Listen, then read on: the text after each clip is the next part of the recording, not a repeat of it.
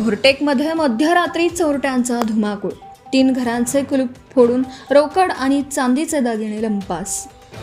भडगाव तालुक्यातील कसगाव जवळील भोरटेक येथील सिटी पाटील कॉलनीत अज्ञात चोरट्यांनी मध्यरात्री धुमाकूळ घालत सलग 3 घरांचे कुलूप फोडून रोकड आणि चांदीचे दागिने लंपास केल्याची धक्कादायक घटना उघडकीस आली आहे.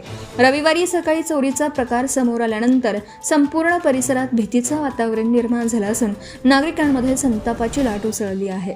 मिळालेल्या माहितीनुसार चोरट्यांनी प्रथम फारुख हाजी सलीम खाटेक यांच्या घरात प्रवेश करून सुमारे 30,000 रुपयांची रोकड चोरून नेली.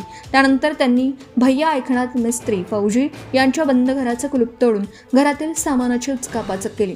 पुढे राकेश नटराज पाटील यांच्या घराचं सेफ्टी गेट कटरच्या सहाय्याने तोडून घरात प्रवेश केला आणि तेथून चांदीचे दागिने लंपास केले. घटनेची माहिती मिळताच भडगाव पोलीस ठाण्याचे कॉन्स्टेबल दत्तू पाटील यांनी घटनास्थळी धाव घेत पंचनामा केला. चोरट्यांचा माग काढण्यासाठी पोलिसांनी तपासाची चक्रे वेगाने फिरवली असून परिसरातील सीसीटीव्ही फुटेज आणि अन्य माहिती संकलित करण्याचं काम सुरू आहे. दरम्यान घटनास्थळी पाहणीसाठी कसगावचे पोलीस पाटील राहुल पाटील, भोरटेकच्या पोलीस पाटील रेश्मा पाटील तसेच परिसरातील नागरिक मोठ्या संख्येने उपस्थित होते. नागरिकांमध्ये वाढली असुरक्षिततेची भावना. कसगाव परिसरात गेल्या काही काळात चोरी आणि दरोड्यांच्या घटना सातत्याने घडत असल्याने नागरिकांमध्ये असुरक्षिततेची भावना अधिक तीव्र झाली आहे. भडगाव तालुक्यातील प्रमुख बाजारपेठ असलेल्या कसगाव येथे कायमस्वरूपी पोलीस चौकीत किमान 2 पोलीस कर्मचाऱ्यांची नियुक्ती करावी. तसेच